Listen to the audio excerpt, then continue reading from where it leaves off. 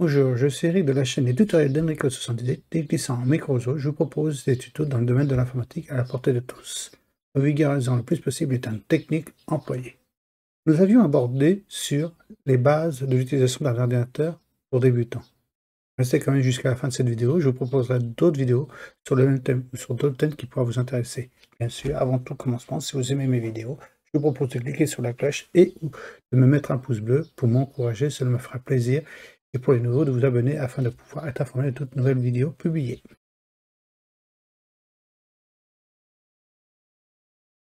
Nous avions commencé donc à parler sur plusieurs thèmes. Nous avions parlé sur les composants de base, le BIOS, démarrage de l'ordinateur, utilisation de l'interface utilisateur. Maintenant, on passe à l'étape 5, vous expliquer sommairement les applications, un survol des applications comme Word et Excel. Et maintenant, nous allons aborder l'étape 6, l'avant-dernière, sur qu'est-ce que c'est Internet. Dans cette partie, nous allons aborder sur la connexion d'utilisation d'Internet. Comme vous le savez, il nous faut dans un premier temps un fournisseur d'accès, un FAI, qu'on appelle ça. Nous avons le choix entre plusieurs fournisseurs dans le marché. Nous abordons par quel est le meilleur dans ces tutos. Ce n'est pas le sujet. Nous n'allons pas aborder ça, c'est très long. C'est selon, après, l'endroit où vous êtes, etc. Donc, comme je vous disais, il y a plusieurs fournisseurs d'accès. FAI. Dans cette liste, bon, on trouve Orange, l'anciennement France Télécom, avec la sous-traitance, on va dire, que vous entendez souvent, Sosh, la publicité Sosh. Vous avez SFR, avec leur filiale, voilà, cherchez le nom précédent, avec leur filiale, avec Red by SFR, Coriolis, qui est moins connu, mais quand même, fait partie des SFR. Sosh, Red SFR, etc., c'est les sous-traitants qui achètent une partie d'abonnement chez SFR ou Orange qui propose des lignes. Ils achètent des lignes, c'est pas précisément des abonnements, mais des lignes qui vous vendent en abonnement après, à moindre cher. Vous avez Bouygues Télécom, oui, bien sûr, ils ont des sous-traitants, mais je n'ai pas les noms en tête. Vous avez OVH, qui est aussi un hébergeur de site web, et la Poste Mobile, qui utilise aussi lui-même, il utilise le réseau SFR pour pouvoir proposer ses services et ses offres. Nous avons plusieurs façons de se connecter, soit en câble réseau, donc prise RG45, soit par Wi-Fi. Bien sûr, pour que le PC fixe puisse avoir un accès à Wi-Fi, il faut qu'il y ait une carte Wi-Fi installée. Les FAI proposent deux types d'abonnements, soit en ADSL, donc on appelle ça asymétrique digital subscriber, light, ou en français liaison de numérique sur ligne d'abonnés à débit asymétrique. Ça veut dire que c'est pas les mêmes débits dans un sens comme dans l'autre. L'asymétrique, c'est que ça envoie un message, tant qu'il n'est pas fini d'envoyer, il n'en pas envoie un deuxième. D'accord? Ou en fibre optique. Bien sûr, c'est en train de se démocratiser de plus en plus, avec un débit nettement plus fort.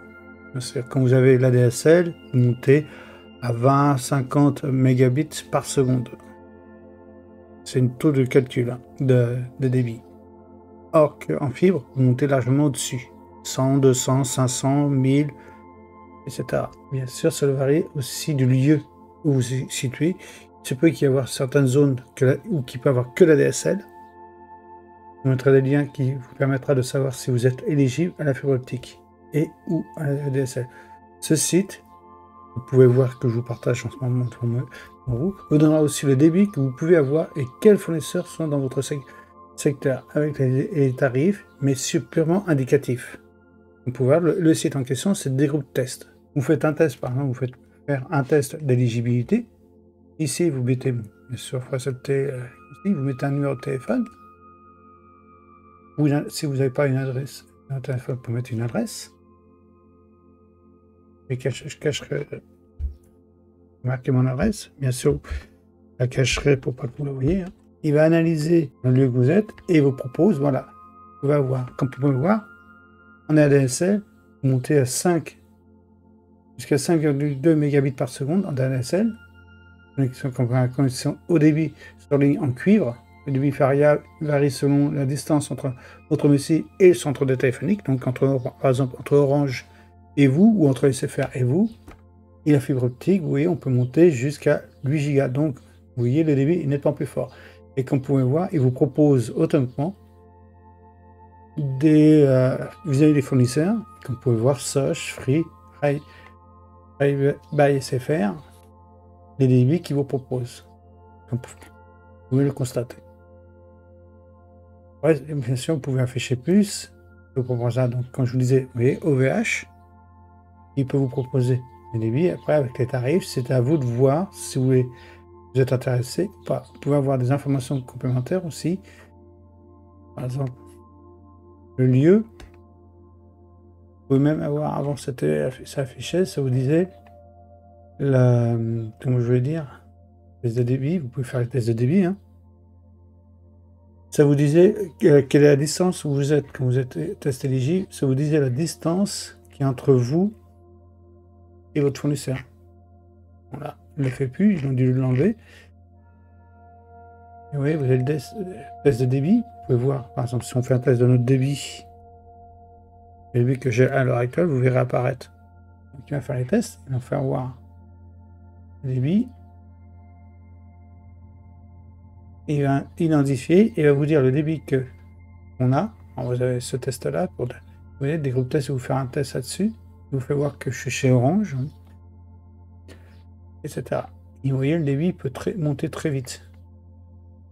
La ADSL, vous êtes ici dans ces eaux-là, au niveau ADSL. Il va marquer 20 à 30. Vous voyez, le débit maximum que vous pouvez avoir, vous avez l'ADSL en fibre, dont moi je suis. Vous pouvez voir, le débit est nettement plus élevé. Et on est à 900 en crête. Donc, vous voyez, ça peut monter très haut, très très loin. Le temps de l'attente, etc. Vous avez un autre site qui s'appelle Speed Test qui vous permet de faire les mêmes tests de débit, mais il ne vous dira pas précisément quel est si vous êtes éligible à la fibre ou à la DSL. Des groupes tests, lui, il vous le dira. Il vous informera automatiquement l'information. Vous voyez, il vous donne toutes les informations. Vous voyez, moi je suis chez Orange et vous voyez bien, il vous marque un autre. Après, vous pouvez retester. Bien sûr, quand vous faites les tests, je vous conseille de le faire avec rien d'autre de lancer derrière. Si vous lancez un téléchargement ou quoi, et vous faites un test derrière, c'est sûr que vous avez automatiquement une perte de débit. D'accord ? Je vous parlais aussi, je vous mettrai en lien sur cette vidéo sur qu'est-ce que c'est le CPL, le courant porteur en ligne, hein, qui lui, pour faire vite fait sommairement rapidement, ça vous permet de relier avec des petits boîtiers que vous pouvez en mettre, c'est minimum 2. Vous en branchez un, par exemple, vous avez votre box qui est dans votre salle à manger, vous le branchez, relié à votre box. Le deuxième, vous mettez ça dans votre chambre, dans votre bureau, ou à l'étage ou autre. Ça passe par le courant électrique et vous avez le débit comme si vous aviez branché un long câble de RJ45, par exemple, de votre box à votre ordinateur. Même si vous êtes à 20 mètres de là.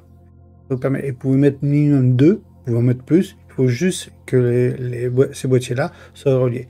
Je vous explique ça justement dans ce que c'est le CPL. Donc, quand vous aurez fait le choix de votre fournisseur d'accès, hein, il faudra passer à la configuration de votre ordinateur. Si vous le reliez à la modem du fournisseur SPA, un câble, un réseau, la connexion est automatique. Mais par la Wi-Fi, il faudra vous munir de la clé web que vous trouverez automatiquement sur votre modem, sur votre box. Hein. Vous la trouverez, car c'est une clé assez longue. Je vous conseille quand même, lors du paramétrage de votre connexion, de vous trouverez une case sur le choix, soit la connexion automatique la prochaine fois. Laissez cette case-là cochée, ou si vous la décochez, vous serez de la retaper à chaque fois. Vous verrez quand vous faites un choix, là je ne peux pas vous le faire apparaître. Mais on va basculer sur le PC. Hein. À un moment ici, c'est un Wi-Fi. Bon là, c'est un PC virtuel. Mais quand vous avez la Wi-Fi, quand vous cliquez dessus, vous avez des informations Wi-Fi, vous choisissez votre box, vous cliquez dessus, vous recherchez en tout cas, vous verrez les paramètres de votre Wi-Fi ici, la bande Wi-Fi qui vous permettra de choisir quel est le débit que vous avez. J'essaierai de trouver des photos qui vous vous fera voir où il faut aller. Je vous mettrai ça dans un lien sur mon site web et le lien sera mis dans les commentaires et je vous enverrai sur mon site pour mieux voir. Vous avez fait tous les paramétrages, votre box est connectée à votre PC. Vous avez Internet, chouette, super. Ça y est, vous êtes donc connecté à Internet. Il ne reste plus qu'à lancer votre navigateur Internet, soit Firefox, Chrome, Edge. Normalement, quand vous installez Windows, autrement, c'est Edge le premier. Hein, mais vous n'êtes pas obligé d'utiliser l'application Edge. Voici. Vous pouvez utiliser une autre application comme Chrome ou Firefox. En tout cas, votre navigateur favori. Les navigateurs sont considérés comme des programmes logiciels. Ils vous permettent de visiter les sites web, de montrer du monde entier, de consulter les mails, de regarder des vidéos sur YouTube par exemple, et de pouvoir télécharger des logiciels et des fichiers en tout genre. Mais faites très attention, car on peut aussi trouver des virus cachés, ne serait-ce que dans les logiciels ou dans les fichiers. On va aller sur un site, hein. On va prendre Google. Bien sûr, avant de vous lancer dans le vaste monde de l'Internet, hein, je vous recommande de mettre en place un antivirus gratuit ou payant. Donc, je vous recommande de mettre en place un antivirus ou payant. C'est vous qui voyez. Mais il faut mieux avoir un bon antivirus à jour et de surcroît. Car ce type de logiciel a pour but de vous protéger votre machine et les données qui se trouvent dedans contre les virus, les chevals de Troie et autres programmes malveillants qui pullulent sur Internet. Bien sûr, si vous voulez avoir plus d'explications plus précis, qu'est-ce que c'est un cheval de Troie, qu'est-ce que c'est un virus, etc., dites-le moi dans les commentaires, je me ferai un plaisir à ce moment-là de pouvoir développer une vidéo ou plusieurs vidéos qui expliquera qu'est-ce que c'est un antivirus, quels sont les risques et détailler chaque virus. Donc ce type de logiciel a pour but de protéger votre machine. Ça protège en même temps quand vous allez sur Internet, quand vous téléchargez des applications, s'il y a un virus, il bloquera automatiquement. Il y a beaucoup de programmes malveillants qui pullulent justement sur Internet. Naviguer sans antivirus brise l'inconscience. Si vous avez acheté un ordinateur dans le commerce, il se peut qu'il y ait un antivirus installé d'office et sur votre ordinateur neuf. Mais c'est souvent une version d'essai. Sachez qu'il existe de très bons antivirus gratuits à télécharger sur Internet, comme Avast, AVG, etc. Bien sûr, vous allez aussi payant. Comme vous verrez, le plus souvent, c'est ce que j'ai constaté sur les fabricants, les PC qui sont mis, c'est soit Norton qui est installé, soit c'est McAfee qui est installé. C'est deux bons antivirus. Après, comme je vous disais, c'est un abonnement que vous avez, qui est gratuit pendant 30 jours, normalement. Au bout de 30 jours, il vous demande, si vous voulez continuer à être protégé, mais malheureusement, de passer à la caisse, donc de payer un abonnement. C'est un abonnement annuel qui varie entre 50 à 70 €. Vous voyez, si on regarde antivirus, variété d'antivirus, si on fait antivirus, oui, antivirus gratuit, voilà, vous voyez les tarifs, les blas.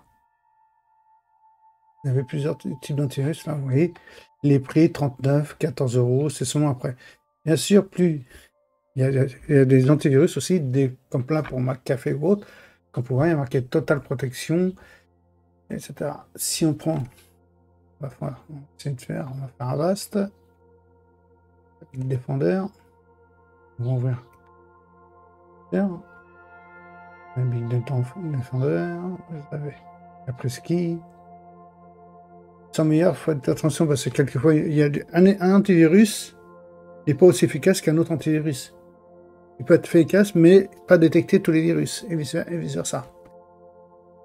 C'est pour ça quand ils disent quel est le meilleur antivirus, il y a beaucoup. Si vous voulez que je fasse une vidéo justement aussi sur ça, dites-le moi dans les commentaires, je me ferai un plaisir de pouvoir expliquer chaque élément, les points faibles et les points forts des antivirus. S'il y a des bonnes et belles choses sur Internet, sachez qu'il existe aussi le pire. On y rencontre des escrocs, des malveillants, bien sûr. Dès lors, il y a certaines pratiques à avoir quand on surfe. On ne donne pas d'informations trop personnelles à n'importe qui et à n'importe où.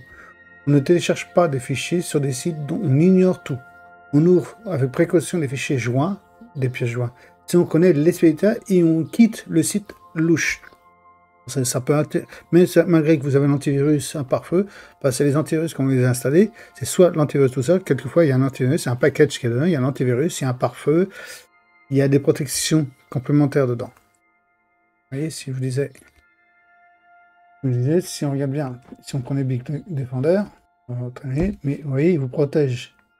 Vous avez plusieurs types d'antivirus, je vous disais. Alors, vous avez les antivirus avec abonnement, donc simplement, il y a une petite protection. Après, vous avez les packages, ou que vous avez la protection, par exemple, la protection des mots de passe, etc. Et après, c'est selon ce que vous faites. Vous devez faire avec famille. Quand c'est des packs, voyez, si on prend juste l'essentiel, c'est juste un antivirus. Là, vous avez une sécurité, donc vous avez l'antivirus, plus des protections complémentaires. Le pare-feu, par exemple. Protection de votre identité, protection de votre carte bleue, etc., etc. Après, pour ça, je vous disais, si vous voulez vraiment que je fasse ça en détail, parce que là, on commence à s'éloigner comment utiliser sur Internet. Hein. Si vous voulez vraiment que je vous fasse une vidéo sur les antivirus, et en détail, dites-le moi dans les commentaires. Un plaisir de développer ce truc-là. Donc, quand je vous dis, s'il y a des bonnes choses, il y a toute touche, on commence. Donc, les courriels, qu'est-ce que c'est? Ben, c'est des mails qui est devenu la grande forme de communication entre particuliers et entreprises. Je pense que vous connaissez, etc. C'est la raison pour laquelle il faut savoir envoyer des courriels et y répondre. Pour cela, vous avez besoin d'un compte avec une adresse mail. Bon, normalement, comme chaque fournisseur FAI, hein, vous offre automatiquement une ou plusieurs adresses. Vous pouvez en créer la mise en place d'un compte mail, se fait en quelques clics. Et vous avez aussi la possibilité de voir vos mails par votre navigateur. Vous pouvez le faire aussi en paramétrant un logiciel pour installer. Pour cela, je vous mettrai en descriptif, j'ai fait des vidéos là-dessus pour justement avoir un logiciel comme Outlook, comme courrier que vous avez dans le PC. Hein. Par exemple, si on voit Outlook ici, je peux vous paramétrer, vous avez courrier, on tape courrier, vous allez voir. Courrier, si on l'ouvre pour la première fois, il va vous demander de vous abonner, d'ouvrir un compte sur ça. Ça vous permettra de rapatrier vos mails au lieu d'aller sur le navigateur, de voir vos mails directement dans ce logiciel-là. C'est le logiciel qui permet de récupérer. Pour ça, j'ai fait des vidéos et je vous les mettrai dans les commentaires sur ça. L'utilisation de ces outils-là. Vous allez vite vous en apercevoir. Internet regorge de fichiers, de programmes, de vidéos, de musique à télécharger gratuitement ou non. À vous de le faire. À vous de faire le choix. Attention, tout téléchargement n'est pas forcément légal. Il peut y avoir des virus. Il y a certains sites qui vous proposent monts et merveilles, mais à ce final, s'il y a des faces cachées, vous pouvez très bien avoir un super logiciel qui vous dit « Ouais, vous installez ce logiciel-là, il est performant, il va nettoyer votre PC. » Sauf que quand qu'est-ce que vous faites? Naïvement, vous allez le télécharger, l'installer, il va fonctionner. Sauf qu'il va ramener plein de virus, plein de programmes derrière que vous n'avez pas demandé. Et qu'est-ce que ça va faire? Ça va faire bloquer votre PC. Ça va le ralentir fortement. Vous allez dire que c'est l'ordinateur qui est mort, que vous allez le foutre à la poubelle. Alors que, en réalité, il y a juste à le désinstaller, à nettoyer tout ce qu'il a fait, quoi. C'est à faire appel à des professionnels pour justement dégager ce qui est dedans. Vous retrouvez votre ordinateur dans l'état où vous l'avez retrouvé avant, à l'état initial. Donc faites très attention quand vous téléchargez ça, parce que moi j'ai déjà vu plusieurs fois des choses comme ça. Il va vous demander, vous installez un logiciel, il va vous changer votre page d'accueil. Par exemple, vous avez mis votre page d'accueil, c'était Yahoo, par exemple, qui était, dès que vous lancez votre navigateur, c'était Yahoo qui apparaissait, ou votre fournisseur d'accès qui apparaissait en page d'accueil. Au final, c'est pas la même chose, vous avez tout autre chose, vous avez des lenteurs de votre PC, vous avez plein de messages de pop-up qui apparaissent, vous avez des messages d'erreur qui apparaissent, etc., etc. Et tout ça est dû, bon, ça peut être aussi autre chose, bien sûr, mais faites très attention là-dessus. Quand vous téléchargez un logiciel qui a l'air d'être pour vous intéressant, allez le plus souvent, prenez des informations sur ce logiciel-là, sur Internet, recherchez bien, et allez surtout sur l'éditeur, celui qui a créé le logiciel, pas sur des logiciels tierces. Voilà, parce que si vous allez sur des sites qui n'est pas très recommandés, automatiquement vous risquez d'avoir des soucis. Moi, je peux vous proposer, il y a un site qu'on peut télécharger en toute tranquillité, c'est par exemple téléchargement.com, sauf que là, depuis quelques temps, il a tendance à vous proposer malheureusement des logiciels tierces. Vous avez le choix quand même de pouvoir vouloir les installer quand il vous le propose d'installer, hein. Mais vous avez aussi un autre site qui s'appelle Plubic. Plubic, ce site-là, c'est un site qu'on peut voir, c'est un site français. Et là aussi, vous avez des logiciels. Vous pouvez télécharger des tests. À vous de voir, à vous de choisir, à vous de savoir ce que vous voulez faire, etc., etc. Je vous remercie d'avoir regardé la vidéo. Et comme connu, je vous propose d'autres vidéos sur le même thème qui pourraient vous intéresser. Pour ça, là, je vous conseille d'aller visiter mon site. Ça vous donnera des informations et en même temps les liens que je vous mettrai pour ce que j'ai parlé dans la vidéo. et cela vous intéresse que je parle sur de mêmes thèmes ou sur d'autres sujets, dites-le moi aussi dans les commentaires ci-dessous. Je me ferai plaisir pour ça de le faire, une ou des vidéos, et pourquoi pas de développer le ou les sujets proposés. N'hésitez pas aussi, si vous aimez la vidéo, de cliquer sur la cloche et ou de mettre un pouce bleu. Pour m'encourager, ça me permettrait, il me ferait plaisir. Et pourquoi pas vous abonner à ma chaîne. Merci, au revoir, à une prochaine sur ma chaîne pour regarder d'autres vidéos.